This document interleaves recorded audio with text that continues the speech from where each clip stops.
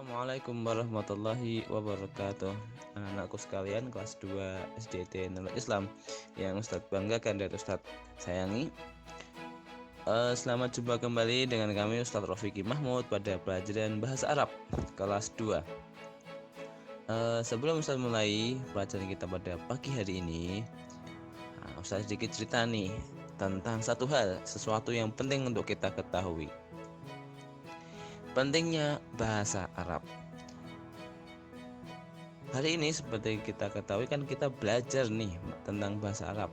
Terus kenapa sih kita harus belajar bahasa Arab? Nah ini saya sedikit simpulkan, ada 3 alasan paling utama kita perlu mempelajari bahasa Arab.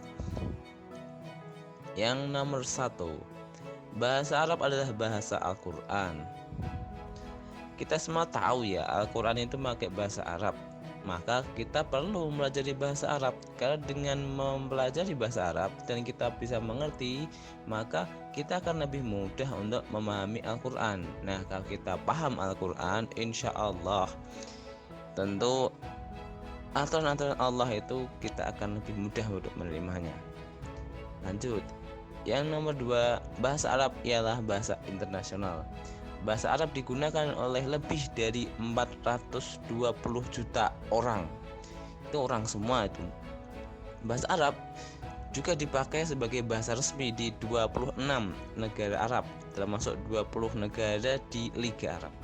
Yang ketiga adalah bahasa Arab adalah bahasa resmi lembaga internasional.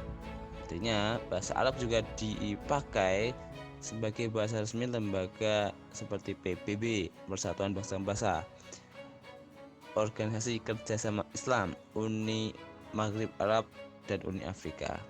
Nah, buat kalian jika ada yang cita-citanya sebagai presiden atau menteri luar negeri atau diplomat atau duta besar dan lain sebagainya, nah ini perlu mempelajari bahasa Arab. Nah, itulah pentingnya kita mempelajari bahasa Arab. Dan kita langsung saja ya, langsung masuk ke materi kita kali ini. Silahkan siapkan bukunya dulu, dibuka bukunya halaman 6 sampai 9.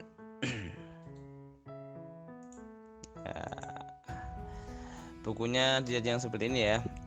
Kalau ini punya Ustadz udah dikasih label, punya kalian udah kasih label belum? Oke, bahasa Arab pertemuan pertama, silahkan dibuka bukunya yang seperti ini halaman 6 sampai 9. Kita buka halaman 6 dulu ya. Terus indikator kita yang mau kita capai hari ini, kita akan mempelajari tentang harokat atau syakal.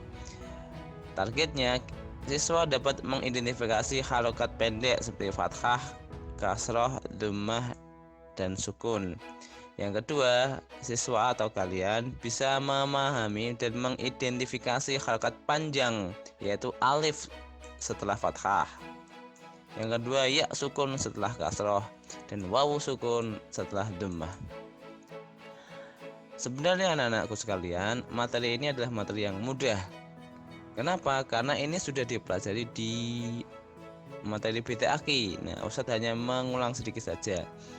Ini materi pertama kita di pertemuan pertama kita ya, harokat.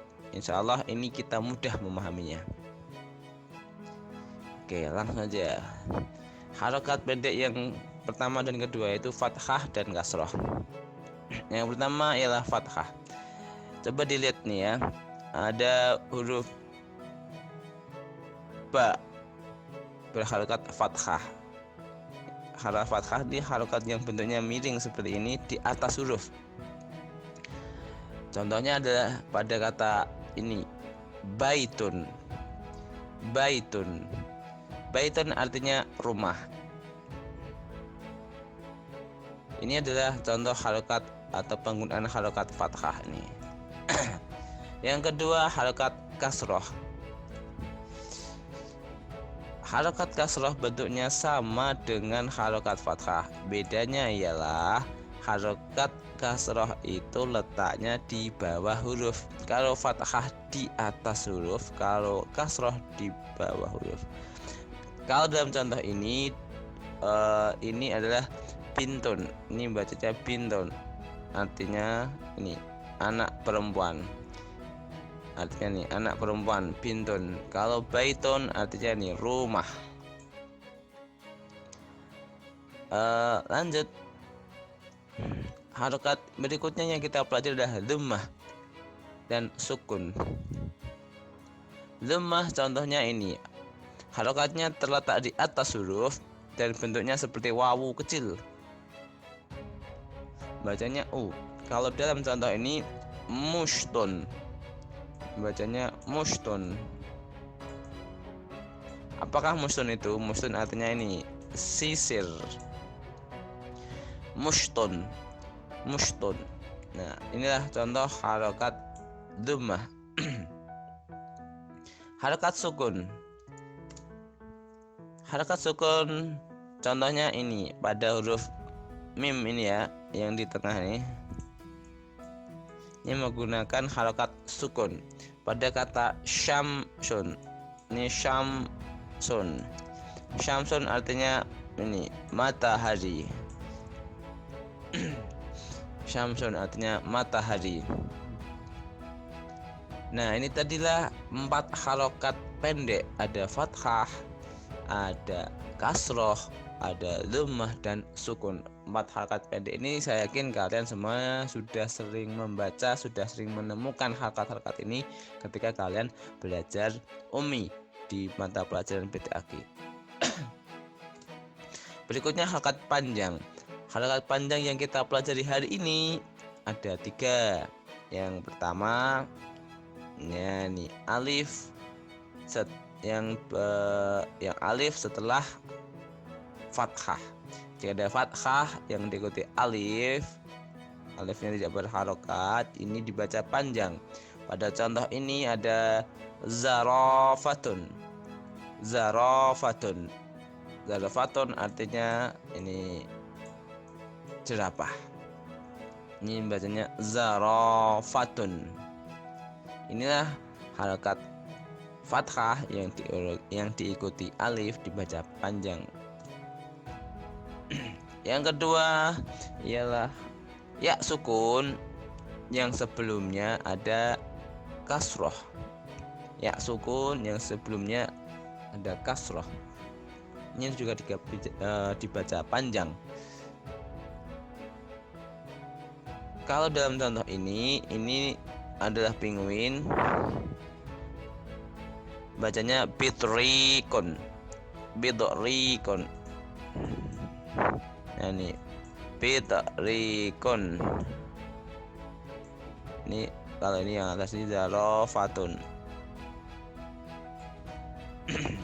Bitrikun artinya penguin. Ini artinya bitrikun, penguin. Harokat panjang yang nomor 3 ialah wawu sukun yang sebelumnya ada dhammah. Ini dhammah yang diikuti wawu sukun. Dilihat yang warna merah nih ya. Ini juga dibaca panjang. Kalau dalam contoh ini ada gambar apa ini anak-anak? Gambar capung ya. Capung atau kinjeng kalau bahasa Jawanya.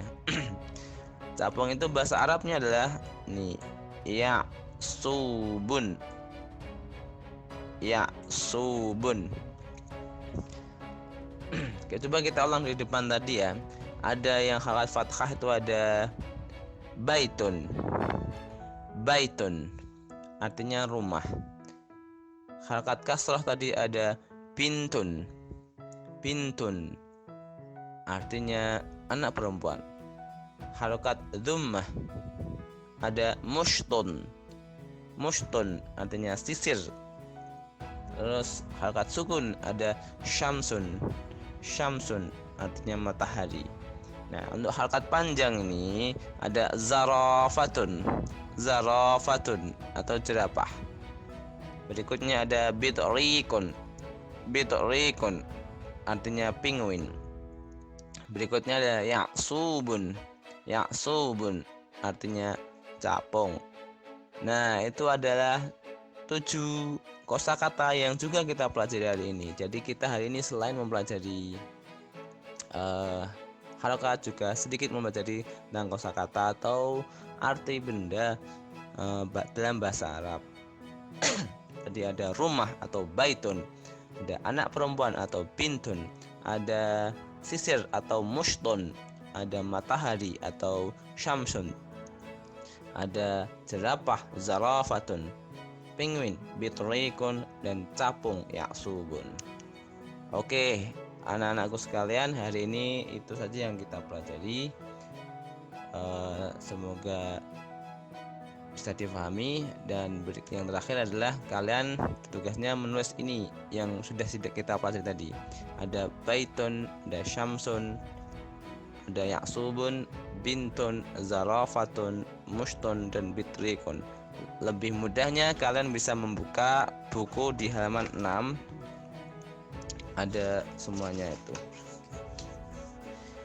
Oke, itu ya, silahkan di buku paket itu kalian buka dan diberi harokat tulisannya. Baitun, bintun, mushtun, syamsun, diberi harokat di buku paket saja, yang kecil-kecil itu di bawah gambar. Silahkan ditulis harokatnya. Oke, sekian dari Ustaz Rafiki. Kalau ada pertanyaan bisa nanti langsung japri atau di grup bisa. Nanti akan saya respon satu persatu. Begitu ya. Terima kasih. Assalamualaikum warahmatullahi wabarakatuh.